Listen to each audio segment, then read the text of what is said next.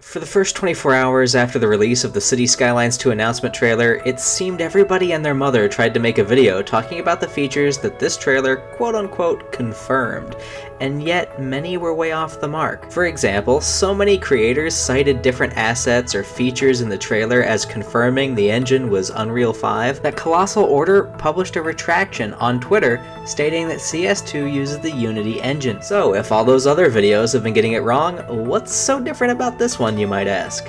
We're going to look at the achievements list and 2 other pieces of information that have been released, which will give us a much more realistic picture of what to expect. So let's dive in and check it out. Real quick before we begin, hit like and subscribe if you're a fan of Paradox Gaming content or other smaller studios. We cover that kind of stuff a lot around here, and we'd love to see you back again. Now without further shameless self-promotion, here we go. Many other creators picked over the release trailer despite the bold, not actual gameplay title slug. So far, the only thing that we know from this dissection that was actually confirmed as a base game feature are the seasons and weather. These are going to be big mechanics that are part of the game, as further evidenced by the achievements that have to do with weather-related items. Hail, tornado, forest fires, and the 4 Seasons achievement just in the base game. But what else can we learn from these achievements? Quite a bit actually. Some good and maybe some troubling.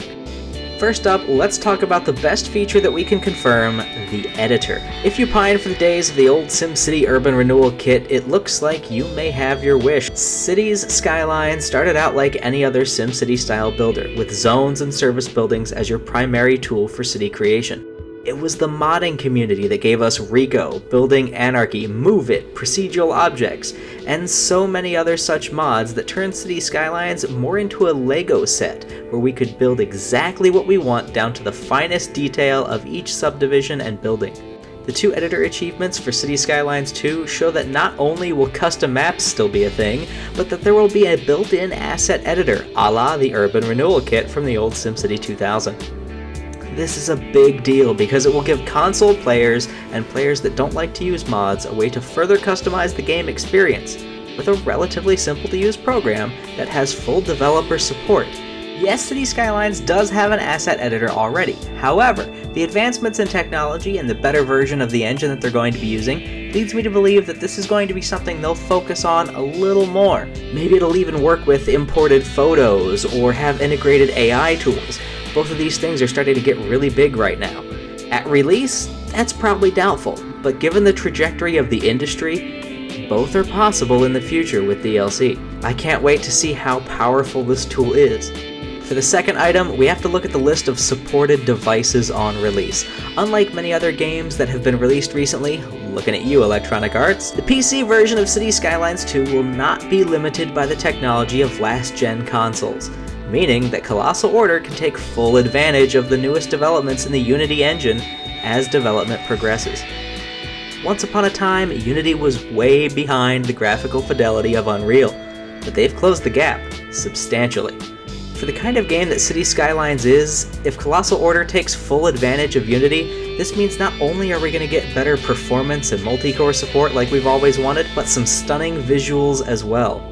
And probably on a much grander scale, if they're willing to push the envelope further for the PC version, that is.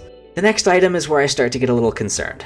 Map size. Like most people, when I first saw the number 150 come before a single city tile unlock achievement, I was thrilled. But since reading down the list a bit more and comparing this to existing Steam achievements for the game, I've started to worry a bit. What few current Cities Skylines achievements have population counters on them use between 10,000 and 20,000 people as the population benchmark, aside from the Metropolis achievement with its 100,000 benchmark. The same kinds of achievements for Cities Skylines 2 have population triggers at 1,000. The 6 figures population achievement exists as a replacement for the Metropolis achievement in Cities Skylines 2. But if 100,000 is considered to be such a huge achievement, the top population achievement in the game right now, I'm a little worried about the size of the city. In the current Cities Skylines, 100,000 is not a hard figure to get, especially if you're going to use Rico, Realistic Population, Life Cycle Rebalanced, and the 81 Tiles mod. So if the base game for Cities Skylines 2 has a 150 tile map achievement, but its biggest population achievement is only 100,000, what worries me is that what we may actually have are smaller map tiles. At this point, all that we can confirm is the number of map tiles will be higher, and that 100,000 will be considered a large milestone for population. It's still way too soon to tell just how big the city can get, but I hope they don't make the same mistake as the last SimCity and shrink the map tiles.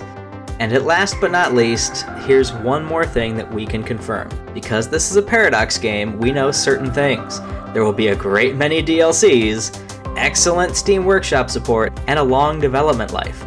Unless, of course, they've decided to turn into Electronic Arts all of a sudden. Going back to the announcement trailer, they did mention starting from the beginning and evolving into something new, which does very much sound like very well-chosen words. People, we gotta temper our expectations. Remember that the game Cities Skylines was when it released is not the game that modders and subsequent DLCs have turned it into, at least not on PC. Some of these things that we've come to rely on and enjoy will be gone. We will get a product that looks a lot more like the original Cities Skylines used to be, just running on an upgraded engine and with better eye candy.